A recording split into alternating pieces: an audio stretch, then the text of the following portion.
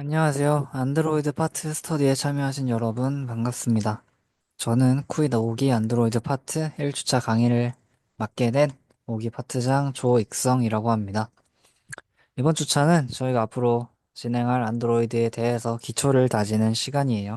그래서 안드로이드, 코틀린, 깃은 잠깐 아주 간단히 다룰 거예요. 그래서 기본을 익히는 시간입니다. 그러면 첫 주차 이론편 바로 시작하도록 할게요. 잘 부탁드릴게요. 자, 이번 주제 목차입니다. 이론편에서 안드로이드에 대한 소개와 화면을 구성하는 액티비티라는 것을 진행할 거고요. 자바 기반 언어인 코틀린의 기초에 대한 개념을 진행할 겁니다. 코틀린은 이번에 간단하게만 진행하고 따로 또 진행하지는 않을 거예요. 뭐, 이제 혼자 하시거나 이렇게 저희 강의를 따라하거나 하시면 될 것 같습니다. 나중에 해보시면 아실 텐데 굉장히 쉽고 간편해요. C나 자바, 파이썬, 다른 언어 두 가지 이상 해보셨다면은 상당히 습득하기는 쉬우실 겁니다. 그리고 실습에서는 저희 실제 할 안드로이드 프로젝트 구조에 대해서 간단하게 설명드리고 실습 코드를 같이 짜보면서 제대로 알려드릴 계획이고요. 깃에 대해서는 굉장히 간단하게만 명령어 세 가지 정도만 알려드릴 거예요. 대신 참고하기 좋은 링크를 첨부해 드릴 테니 그걸 보고 따라하시면 될 것 같습니다. 우선 안드로이드란 구글에서 만든 리눅스 기반의 오픈소스 프로그램 프로젝트입니다. 그래서 안드로이드 OS 운영 체제이기도 해요. 모르시는 분들은 넘어가셔도 괜찮습니다. 중요한 내용은 아니에요. 그래서 공식 언어로 코틀린을 사용하고 있고요. 안드로이드 OS가 사용되는 곳은 저희 갤럭시 스마트폰 외에도 태블릿, 갤럭시 워치에도 안드로이드 OS가 사용이 되고요. 큰 TV, 삼성 TV도 컴포즈로 구성이 된 TV가 많습니다. 그리고 심지어 자동차에 있는 이런 스크린까지도 안드로이드 컴포즈로 구성된 경우가 많아요. 그리고 모바일 앱 시장 한 70% 정도는 안드로이드가 선점을 하고 있습니다. 그리고 안드로이드에서 가장 중요한 요소인 액티비티라는 게 있습니다.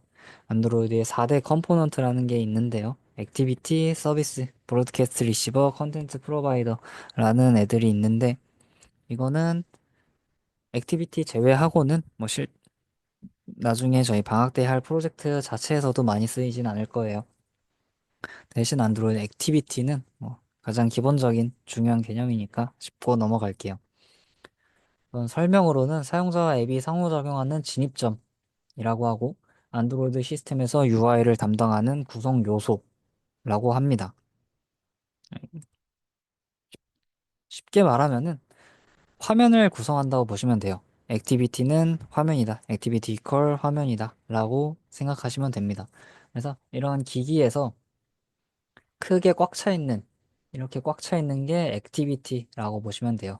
그래서 저희가 액티비티 안에 다양한 컴포저블을 넣어서 화면을 짜는 연습을 해볼 겁니다. 그래서 액티비티는 핸드폰의 화면을 구성한다. 그리고 그 화면 유저 인터페이스 UI를 구성한다. UI는 많이 들어보셨을 거예요. 그래서 액티비티는 화면이다. 액티비티는 UI다. 라고 보시면 될 것 같아요. 그리고 그 액티비티는 생명주기, 수명주기, 라이프 사이클이 있습니다. 라이프 사이클이 왜 있냐면은 우선 화면을 그리는 자체는 굉장히 큰 메모리를 소모를 해요. 뭐 클라이언트 서버 통신을 하거나 데이터 처리를 하거나 하는 거에 비해서 화면 UI 렌더링하는 작업은 메모리를 꽤 잡아먹습니다. 그래서 그거를 효율적으로 사용하기 위해서 라이프 사이클이라는 게 존재를 해요. 그래서 불필요한 것들은 메모리에서 지워버리고 안 쓰는 화면들은 백그라운드에 잠깐 적재시켜 놓고 그렇게 함으로써 최고의 성능을 향상시키기 위해서 라이프 사이클이 존재합니다. 핸드폰 어플 하다가 막 렉 걸리면은 하기 답답하잖아요. 그런 것들을 조금 해소하는 역할을 해줍니다. 그래서 생성과 소멸까지 라이프 사이클이 존재하고요. 각 단계의 함수들이 내부적으로 호출이 되면서 뭐 백그라운드에 넘어가거나 메모리에서 지워버리거나 메모리에 다시 넣거나 하게 됩니다. 그래서 생성과 뭐 재개, 정지, 중단, 소멸. 그래서 처음 핸드폰 화면을 켰을 때는 생성되었다가 온스타트가 되었다가 온 레즘이 됩니다. 그래서 이 PPT 기준으로는 지금은 온 리즘 상태가 유지되고 있는 거예요. 그래서 액티비티 러닝 화면이 러닝되고 있다. 만약에 이 PPT를 닫으면은 온 퍼즈, 온 스탑, 온 디스트로이 단계가 거쳐지게 됩니다. 만약에 이 PPT를 브라우저를 내리고 아예 닫아버리진 않고 내린다면은 이제 온 퍼즈, 온 스탑만 호출이 된 다음에 다시 올리면은 온 리스타트, 온 스타트, 온 리즘의 과정을 거치게 됩니다. 뭐 그냥 알아두시면 좋을 것 같아요. 네. 다음으로는 코틀린에 대한 겁니다. 우선 코틀린은 자바 기반의 객체 지형과 함수형 프로그램이 섞인 혼합된 언어예요. 굉장히 현대적인 프로그래밍 언어의 특징을 갖추고 있습니다. 약간 파이썬이랑 비슷해요. 자바는 함수가 별개로 존재하지 못하죠. 퍼블릭 클래스, 뭐 PSVM을 하려면은 굉장히 무조건 클래스 안에 속해야 되는데 코틀린은 메인 함수가 독자적으로 파이썬처럼 존재할 수 있어요. 마치 C처럼도 존재할 수 있죠. 대신 객체 지향의 특징도 크게 가지고 있어서 굉장히 현대적인 언어라고 볼 수 있습니다. 구글이 공식적으로 지원하는 언어로 안드로이드 개발에 있어서 필수적인 도구로 자리 잡고 있고요. 안드로이드 공식 언어로 선정이 되어 있고 자바랑도 100% 서로 같이 컴파일이 됩니다. 그리고 표현력이 높고 굉장히 간결해요. 써보시면 굉장히 자, 자바를 쓰다가 넘어오셨으면 굉장히 편한 거를 느끼실 수 있습니다. 그리고 다음 페이지에서 말씀드릴 건데 굉장히 안전한 코드를 유지할 수 있어요. 다시 말씀드리면은 표현력이 높고 간결합니다. 자바의 약간 상위 호환 개념이어서 훨씬 간결한 코드를 작성 가능해요. 그리고 안전한 코드의 의미는 널 포인터 예외를 방지 가능합니다. 자바에 있는 널 포인터, 널 값에 접근할 때 발생하는 널 포인터 익셉션을 방지를 가능해요. 그래서 앱이 셧다운 되는 거를 막아줍니다. 그래서 통계적으로는 20% 정도 다운 가능성을 낮춰준다고 해요. 굉장히 강력한 기능입니다. 코틀린은 객체나 변수가 일시적으로 널을 허락해요. 저희가 널을 허락하는 객체를 만들 수 있는데 그거는 다음 슬라이드에서 말씀드릴게요. 그리고 자바랑 100% 상호 운영이 가능합니다. 100%요. 완전히 잘 돌아갑니다. 그리고 코틀린에 있는 코르틴을 사용해서 비동기 코드를 쉽고 간편하게 처리 가능합니다. 시스템 프로그래밍이라는 수업을 들으셨으면은 비동기 코드가 뭔지 아실 텐데 6주차, 7주차 때 비동기와 코르틴에 대해서 자세하게 배울 거예요. 코르틴은 저희 프로젝트 할 때, 클라이언트 서버 API 통신을 할 때 굉장히 중요한 요소입니다. 그래서 나중에 하실 때 잘 알고 가시면 좋을 것 같아요. 음, 오케이. 우선 처음으로는 변수입니다. 가장 기본적인 개념이죠. 변수 첫 번째는 VAL. 어, 잘못, 사진이 잘못 들어가는데, 여기 L로 봐주시면 좋을 것 같습니다. 그리고 VAR이 있어요. 위에는 value, 아래는 variable. variable이 우리가 가장 많이 하는 변수죠. 값이 변경될 수 있는 변수. 그래서 아래는 이렇게 count라는 값에 10을 할당하고 이제 다음 줄에서 15로 할당할 수 있습니다. 근데 얘는 L로 봐주세요. 이렇게 count는 15라고 넣어준다면은 컴파일 에러가 발생을 해요. 그래서 말은 약간 값이 변경되지 않는 변수, 불변 변수라고 생각하시면 될 것 같고, VAR은 값이 변경되는 일반적인 가변 변수라고 생각하시면 될 것 같습니다. 그리고 코틀린의 장점이 타입을 자동으로 추론을 해줘요. 마치 파이썬처럼 타입을 명시적으로 선언하지 않아도 타입을 컴파일 시간에 자동적으로 추론을 해줍니다. 코틀린 컴파일러가 똑똑해서 이런 문자열을 그냥 변수에 넣어주면은 알아서 얘는 스트링이라고 판별이 됩니다. 그래서 스트링 메소드를 사용하면은 컴파일 오류가 안 뜨고요. 이렇게 인트 메소드를 정수형만 사용할 수 있는 메소드를 한다면은 이제 코드 IDE에 두드려 보면은 빨간 줄이 뜨게 될 겁니다. 그래서 이렇게 명시적으로 타입을 선언하지 않아도 자동으로 타입을 추론해줘요. 앞 페이지에서 보시면은 이렇게 타입을 명시적으로 정의하는 방법은 콜론을 통해서 인트형을 주어줄 수 있습니다.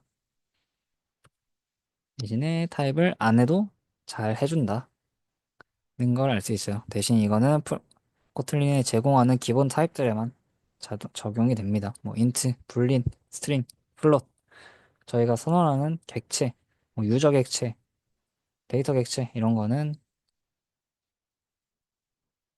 네, 넘어갈게요.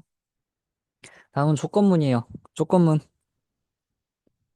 이거는 크게 설명할 부분은 스테이트먼트와 익스프레션 두 가지로 나뉠 수 있어요.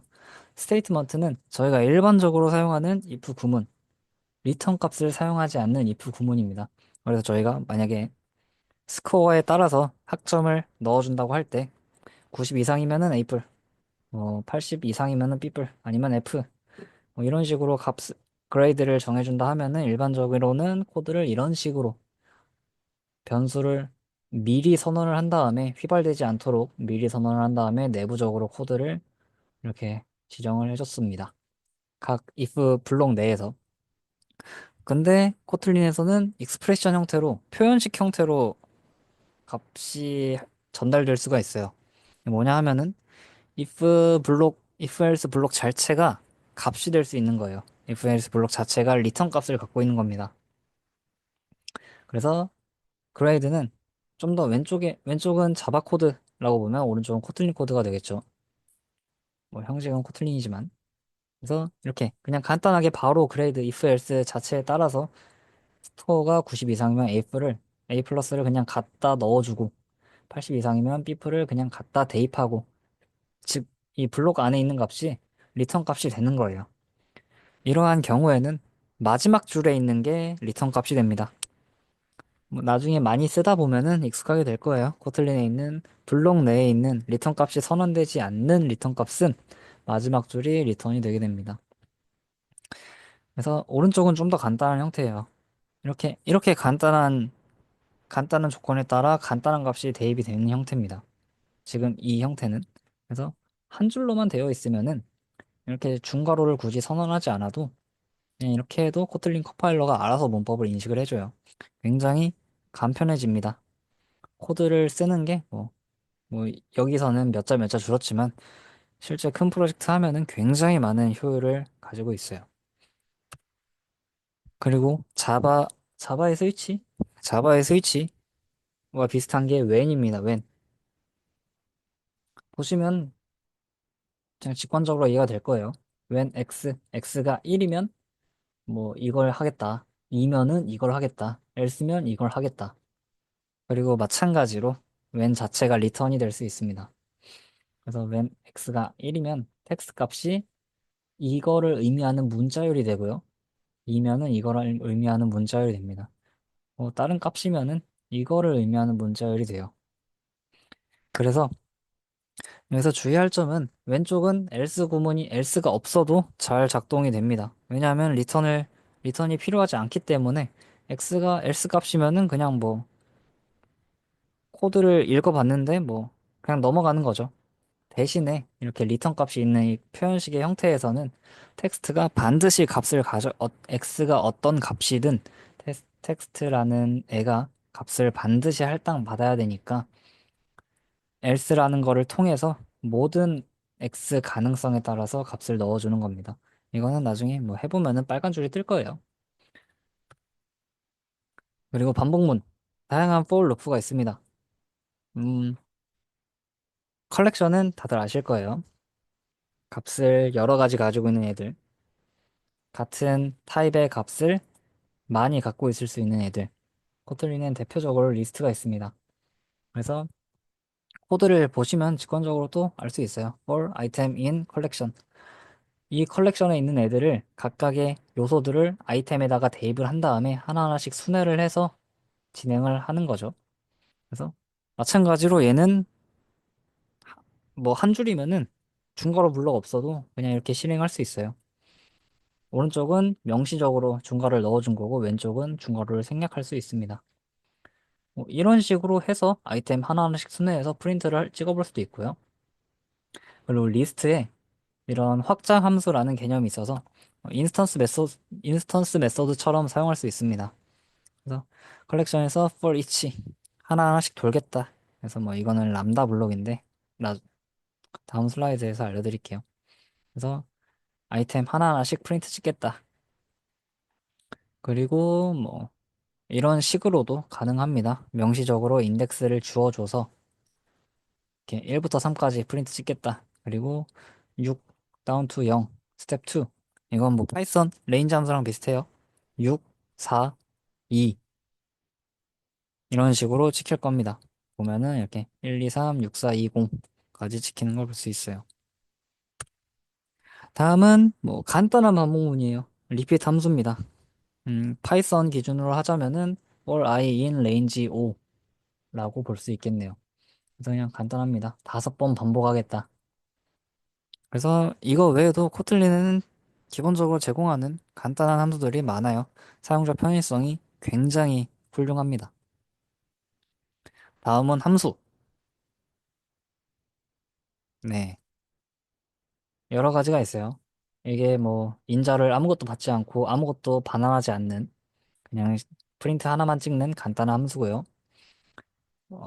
얘는 이제 오른쪽에 있는 add는 x라는 인트 값을 받고 y라는 인트 값을 받고 얘가 리턴 값을 의미합니다. 이 구조 잘 보세요. 매기 변수로 x라는 인트 값을 받고 y라는 인트 값을 받고 리턴으로 인트 값을 리턴합니다. 자바 기준으로는 public int add가 될 거예요. 그래서 얘는 특이하게 리턴 값이 뒤에 달려 있습니다. 그리고 코틀린은 기본적으로 퍼블릭이에요. 퍼블릭이라는 키워드를 달아주지 않아도 기본적으로 퍼블릭이 됩니다.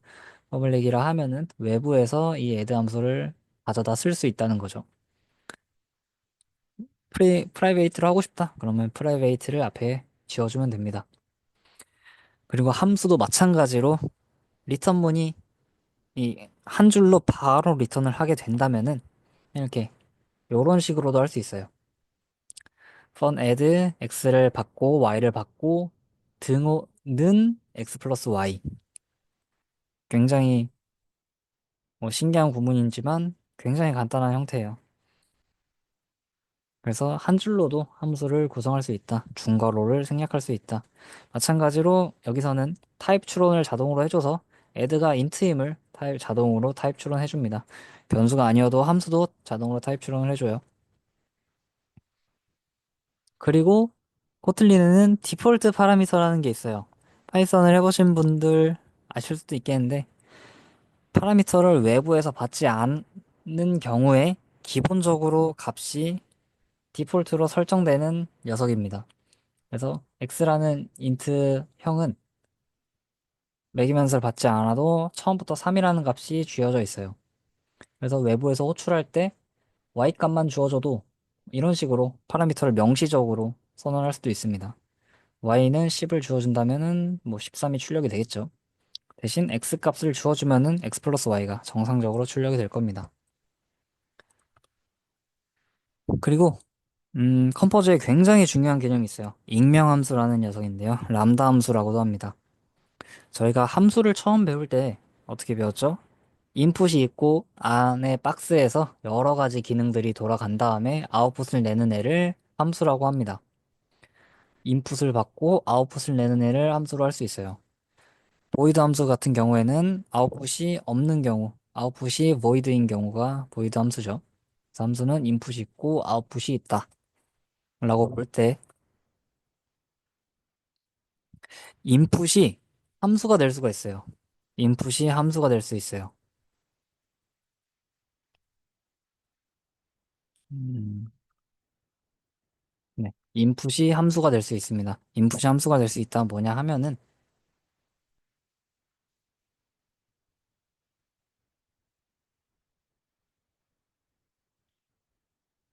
아닙니다. 이거는 처음부터 넘어갈게요. 그래서 인풋 함수는 이따 고차 함수를 제가 잘못 말한 것 같고요. 그래서 인풋이 있고 아웃풋이 있는 애를 함수라고 합니다.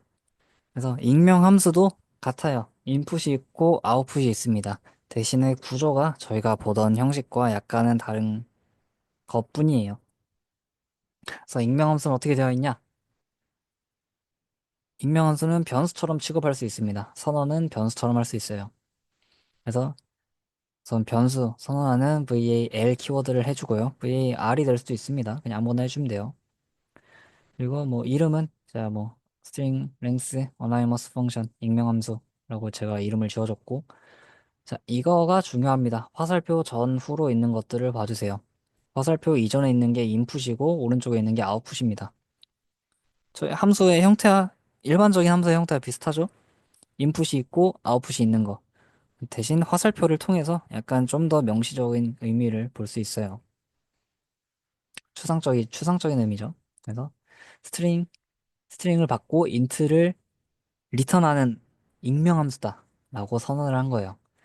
그 타입은, 타입은 이렇게 명시적으로 선언을 한 거고, 이제 값, 값, 기능 자체는 이렇게 중괄호를 열고, 익명 함수는 중괄호로 유지됩니다. 그래서 인풋을 받고, 인풋이 이제 input.length를 리턴을 합니다. 얘는 인풋을 받고 input.length를 리턴하는 녀석이에요. 이 인풋은 제가 마음대로 지어준 거예요. 그래서 얘가 A가 되어도 되고 B도 돼도 되고 C도 돼도 되고 대신에 얘랑 일치만 하면 됩니다. 그래서 얘는 보통 추상적이게 다른 사람이 알아보기 쉽게 그 값 자체를 의미하는 변수를 아니 그 값을 의미하는 네이밍을 지어주는 편이에요. 저는 여기서 그냥 인풋을 설명하기 위해서 인풋이라고 이름을 지어준 겁니다. 아까 if else 구문에서 말한 것처럼 중괄호 블록에서 리턴하는 애들은 마지막 줄이 리턴이 돼요. 마지막 줄이 리턴이 됩니다. 마지막 줄이 아웃풋이에요. 그래서 얘는 얘는 input.length를 아웃풋으로 리턴합니다. 그래서 실제로 어떻게 사용하냐면은 사용하는 거는 함수랑 똑같아요. 이렇게 프린트 함수처럼 얘 이름을 잘못 적어줬네요. 죄송합니다. 얘랑 이름이랑 똑같은 걸로 봐주세요. 자, 그래서 인풋으로 안드로이드를 받고 이제 리턴으로 안드로이드의 길이를 리턴할 겁니다.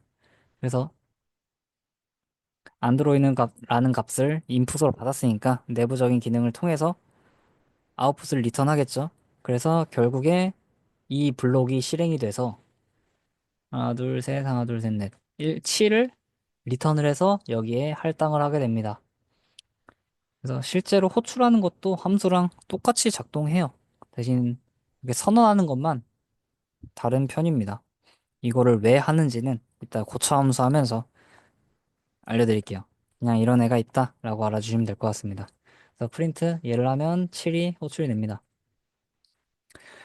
그리고 얘도 보이드 함수처럼 아무것도 리턴하지 않을 수 있어요.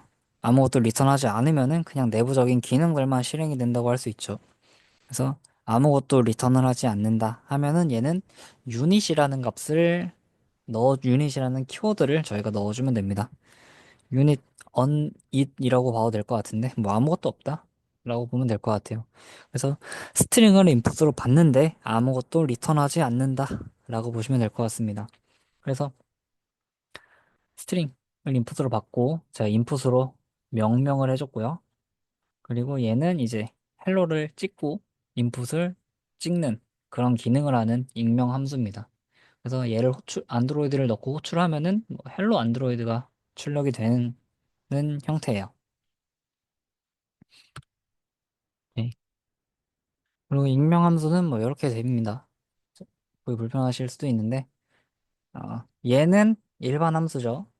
얘는 잘 보면 일반 함수예요. 인풋을 스트링 형태의 인풋을 받고 input.length는 int네요. 잘못 봤네요. int네요. int형을 리턴하는 애입니다. 그리고 얘를 단순화하면은 이제 한 줄짜리 리턴문은 등호를 통해서 간단하게 표현할 수 있어요. 그리고 얘와 똑같은 기능을 하는 애로 익명함수를 만들면 이렇게 됩니다. 인풋이 있고 아웃풋이 있고 모두가 인풋이 있고 아웃풋이 있는 함수의 기능을 하는 애예요. 대신 선언하는 방식만 다를 뿐 같은 기능을 합니다. 얘를 왜 하냐? 익명함수를 왜 쓰냐? 하면은 저희 안드로이드 컴포즈 시스템은 람다 천지예요. 죄다 람다예요. 죄다 익명함수로 이어져 있습니다. 모든 기능, 버튼 클릭을 하는 이벤트를 정의하거나 아니면 화면 전환을 하거나 서버로 이벤트를 보내거나 거의 대부분 람다를 사용합니다. 그래서 람다를 쓰는 람다도 있어요. 람다를 쓰는 람다도 있고 그걸 또 쓰는 람다도 있고 하려면은 기본 개념을 잘 익히고 가야 됩니다. 그래서 함수가 제가 인풋이 있고 아웃풋이 있는 형태라 했죠. 아까 잘못 말씀드린 건데 여기서 하려던 건데 인풋이 함수가 될 수도 있습니다.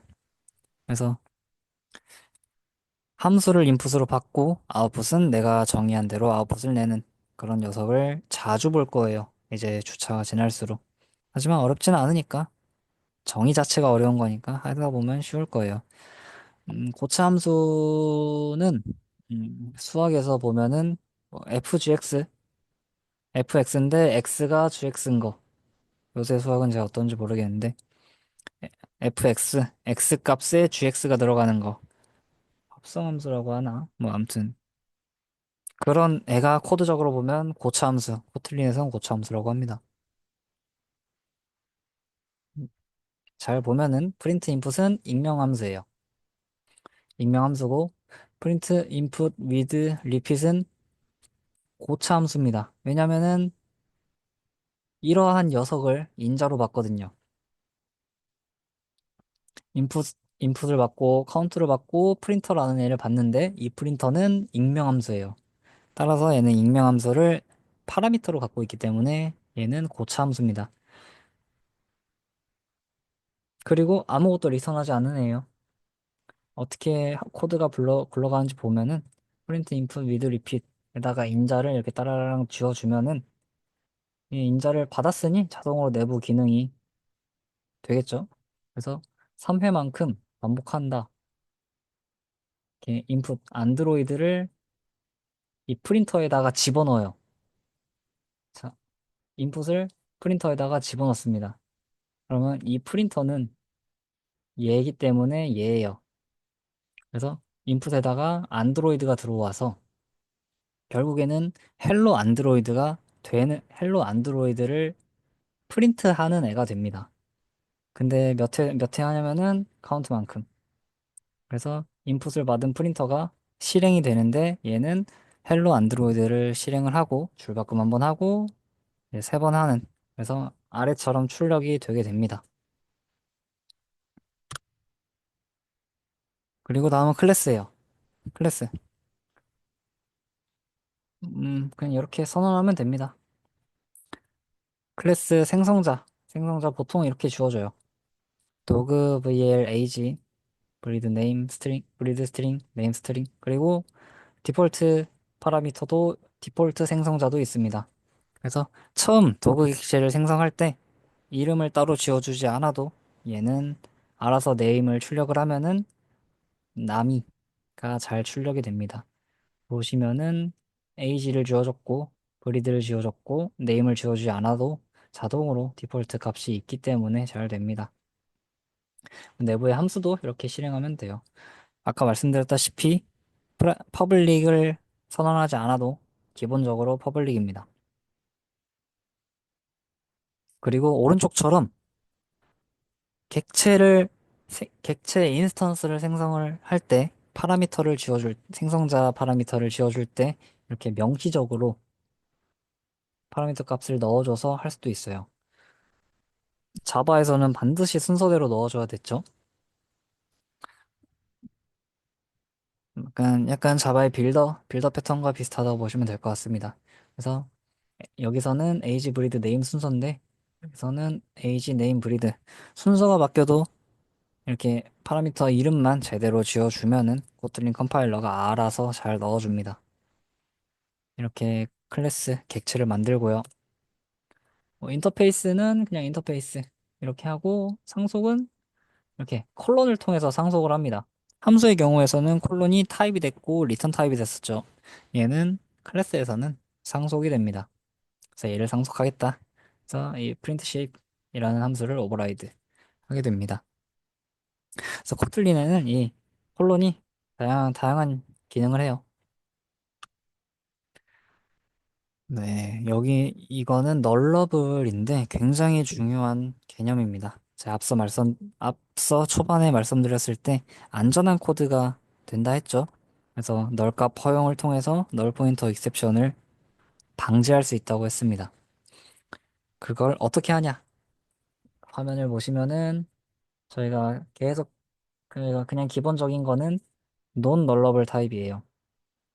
카운트는 int는 10, 프린트 카운트 하면 10이 출력되고 이제 널 값을 허용하는 객체를 만들려면은 타입 뒤에 그냥 물음표를 넣어주면 됩니다. 물음표. 뭐, 왜 물음표인지 모르겠는데 그냥 몰라도 된다. 비어도 된다. 는 뜻인 것 같습니다. 그래서 너를 줄 수 있어요. 그래서 만약에 자바였다면은 이걸 출력을 하면은 널 포인터 익셉션이라는 예외가 터져서 프로그램이 다운될 겁니다. 왜냐하면 널 값에 접근하려 했기 때문이에요. 대신에 뭐 자바의 원시 타입은 널 값이 허용됐는지 기억이 잘 안 나는데 아무튼 만약에 인트가 아니라 확실한 유저라는 객체였다면은 널 포인터 익셉션이 자바에서는 발생했을 겁니다. 근데 얘는 널 값을 허용하고 만약에 널 값에 접근해 출력하려고 하면은 그냥 널이라는 게 출력이 돼요. 그래서 얘는 널 값이 허용된다면은 널 포인터 익셉션이 발생하지 않고 다음 코드로 잘 넘어갈 수 있습니다. 대신에 그거에 대한 분기 처리는 잘 해줘야 돼요. 그래서 널이 어떤 값이 가능하냐 하면은 어, 변수, 변수도 가능하고요. 보시면 인트 물음표 널값 디폴트로 널값을 넣어줬죠. 널값을 안 넣어줘도 됩니다. 당연히 디폴트 파라미터가 없어도 돼요. 함수의 클래스에서는. 근데 스트링 논 널러블한 애에다가 널값을 지어주면은 컴파일 오류가 생깁니다. 컴파일 오류라 하면 그냥 저희 코드 두드리다가 빨간 줄 뜨면은 그걸 컴파일 오류라고 해요. 그리고 함수의 인풋 값이 널러블 할 수 있어요. 여기는 코드상에선 보이지 않는데 그냥 이렇게 클래스의 생성자 파라미터가 널 값이 가능한 것처럼 여기서도 뭐 age 땡땡 인트 물음표 이렇게 넣어줄 수 있습니다. 그리고 함수의 아웃풋 값이 인트 널이 될 수 있어요. 여기서는 이제 age를 리턴하는데 age가 널러블한 값이기 때문에 널 값이 충분히 리턴될 수 있습니다. 그래서 널이 가능한 값에는 무조건 물음표를 지워줘야 돼요. 이렇게 코틀린의 굉장히 중요한 널 선언하는 법이었습니다. 그리고 이제 널 한 값을 어떻게 다루는지에 대한 연산자도 지원을 하고 있어요. 얘는 물음표, 콜론은 엘비스 연산자라고 합니다. 이름은 왠지 모르겠어요.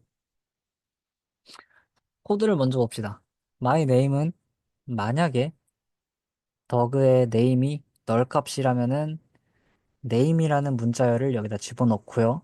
만약에 널 값이 아니라면은 더그의 name을 그대로 my name에 집어넣습니다. 이거를 코틀린식으로 어떻게 구현하냐면은 이런 식으로 하면은 돼요. 네. 자, 여기 코드 컴파일러가 읽으면은 더그.name이 물음표 콜론 그러면 더그.name이 널 값이면은 name을 넣고 널이 아니면 더그.name을 myname에 할당합니다.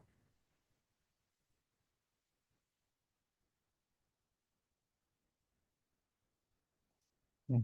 이렇게 이렇게 물음표 콜론을 해서 이런 식으로 간편하게도 할 수 있어요.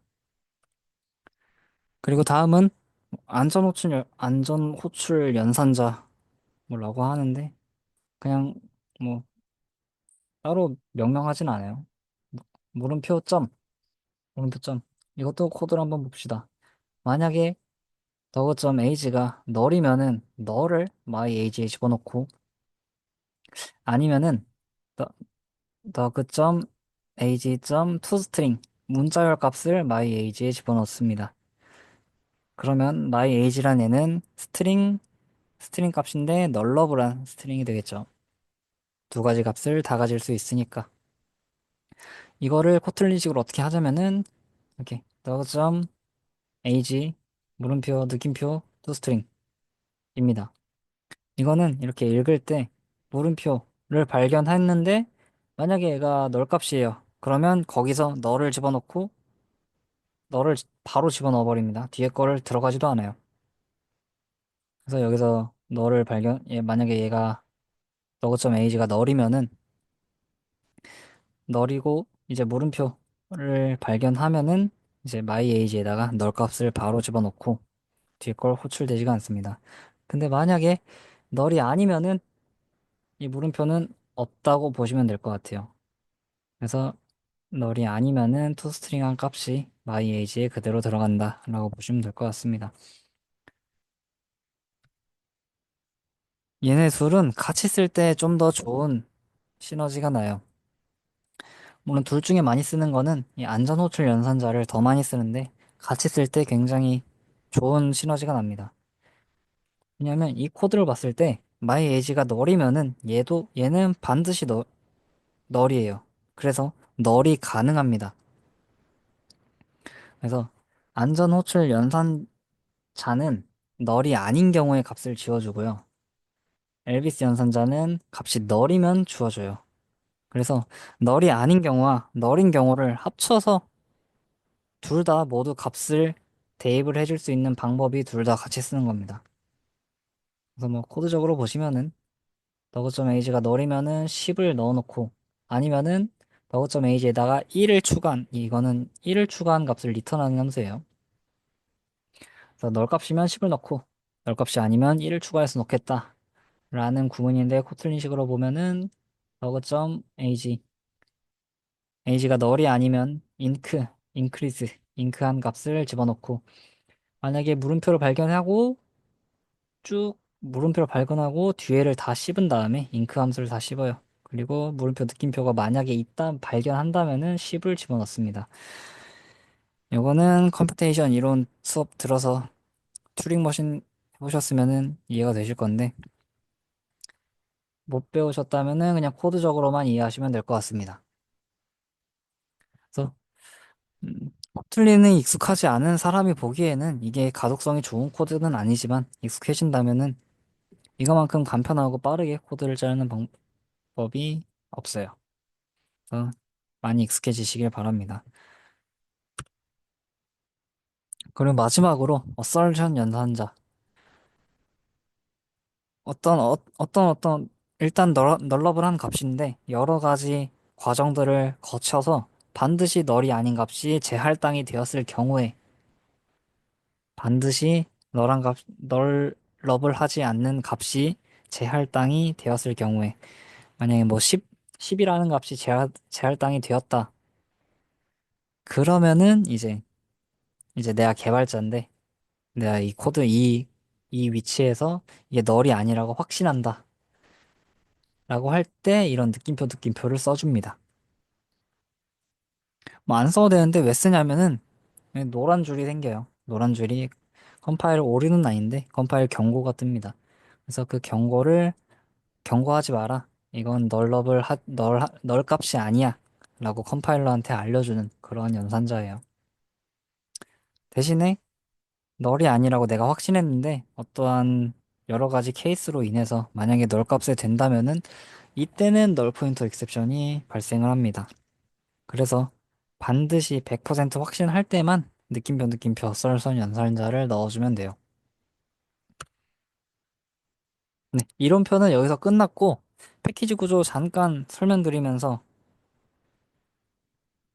설명드릴게요. 패키지 구조는 뭐 크게 이렇게 있어요. 앱이라는 디렉토리 하위에 매니페스트, 코틀린 플러스 자바. 이 자바 폴더는 무시하셔도 됩니다. 그리고 레스, RES라 써있는데 리소스 파일이에요, 리소스. 다양한 안드로이드 기능을 위한 리소스들이 존재하는 패키지입니다. 그리고 이 제너레이트 써져 있는 거는 무시하셔도 돼요. 그리고 그 다음으로 중요한 거는 빌드 그래들 파일인데 저희가 알아야 될 건 모듈 앱이라는 빌드 그래들 파일입니다. 그래서 매니페스트 파일은 여러 가지 정보를 담고 있는 매니페스트 파일이에요. 그래서 XML 형태로 되어 있고요.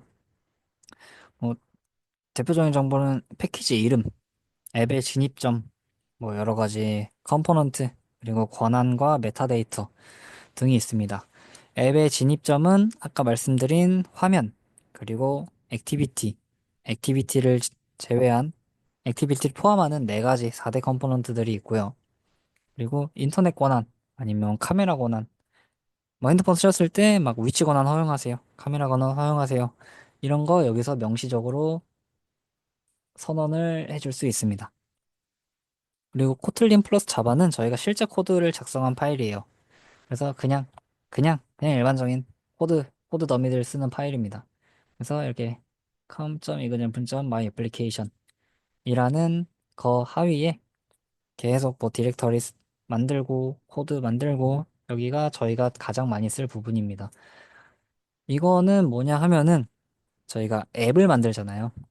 앱을 플레이 스토어에 낼 때 그거를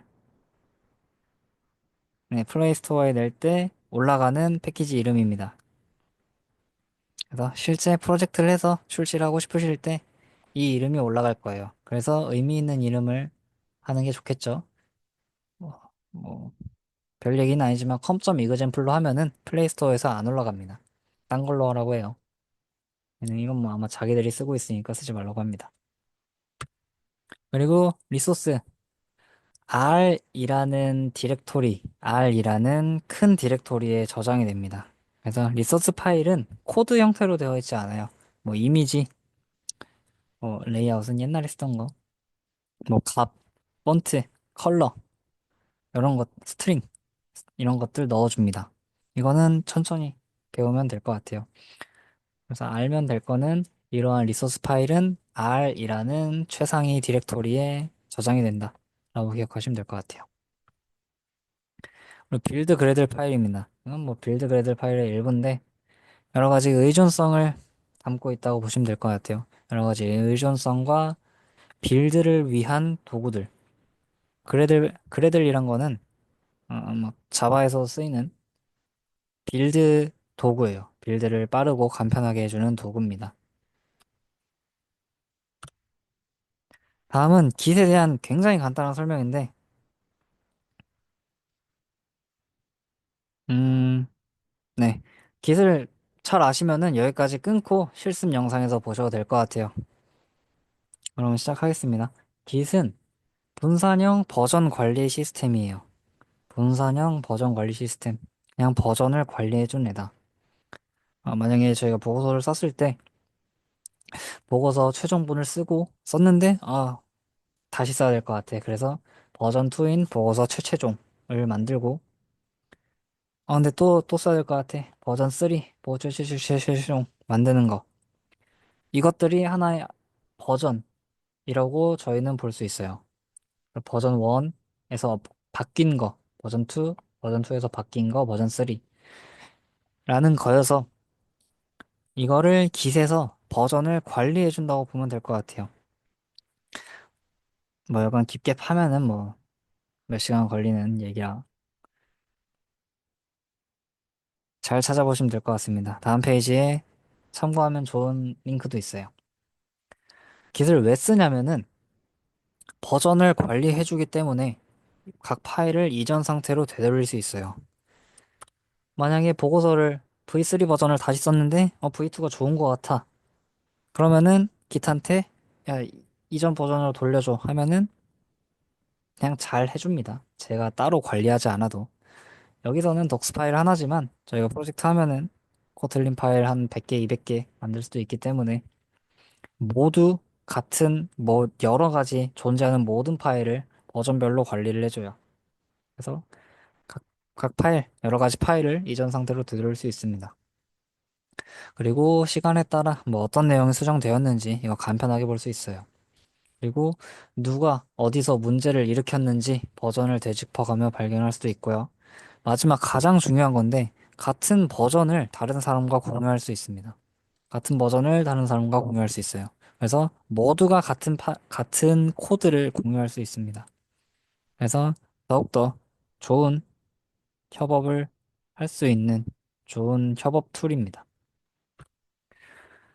어, 제가 자주 보는 블로그인데 뭐 이 링크 보셔서 참고하시면 좋을 것 같아요. 이 사진도 거기서 따온 사진입니다. 기세는 워킹 디렉토리라는 게 있고 스테이징 에어리어가 있고 로컬 레포지토리가 있고 원격 레포지토리가 있어요. 그래서 워킹 디렉토리에서 스테이징 에이지아로 가고 스테이징 에리어에서 로컬 레포지토리 가고 로컬 레포지토리에서 리모트 레포지토리로 갑니다. 이거는 제가 하나하나 말씀드리면 시간이 굉장히 오래 걸리는 거여서 이거만큼은 열심히 공부하셨으면 좋겠어요. 프로젝트에서는 반드시 깃을 쓰니까 만약에 내가 1인분을 하고 싶다 하면은 열심히 공부하시면 좋을 것 같습니다. 모르는 게 있으면은 제가 강의 말고 따로 DM이나 이런 거 주시면은 카톡이나 이런 거 주시면은 제가 편하게 열심히 알려드리도록 할게요. 그래서 마구마구 물어봐 주세요. 자주 쓰이는 명령어 3개만 알려드릴게요. 우선 add입니다. add. 워킹 디렉토리에서 스테이징 에어리로 옮긴다, 스테이징 한다, 스테이징 하는 명령어입니다. 그래서 1단계로 이제 내가 코드를 공유하기 위해서 1단계 작업이라고 보시면 돼요. 1단계 작업. 그 다음엔 커밋. 스테이징 에어리어에서 로컬 레포지토리로 옮기는 작업. 그래서 2단계로 하는 작업입니다. 2단계. 커밋을 하면은 그때부터 기록이 남아요. 그때부터 기록이 남습니다. 그리고 이제 내가 다른 사람과 코드를 공유하려면 원격인 곳에다가 코드를 내가 집어넣어 줘야 돼요. 그래서 그 원격에 접근해서 모두가 같은 코드를 공유하는 겁니다. 그래서 이거는 인터넷 연결이 필요한 과정이에요. 네. 마지막으로 마지막 단계로 푸시를 합니다. 푸시. 원격에다 푸시를 해요. 그래서 푸시를 함으로써 내가 푸시한 코드를 다른 사람이 볼 수 있습니다. 공개를 허락을 했으면. 그래서 이 화면에 있는 것들 하나하나 모르면 되는 내용이 없어가지고 잘 아셨으면 좋겠습니다. 모르는 부분 있으면 물어봐 주세요. 그래서 여기까지가 이론 강의 끝이고요. 다음에 실습 강의로 찾아보시면 될 것 같습니다. 잘 들어주셔서 감사합니다.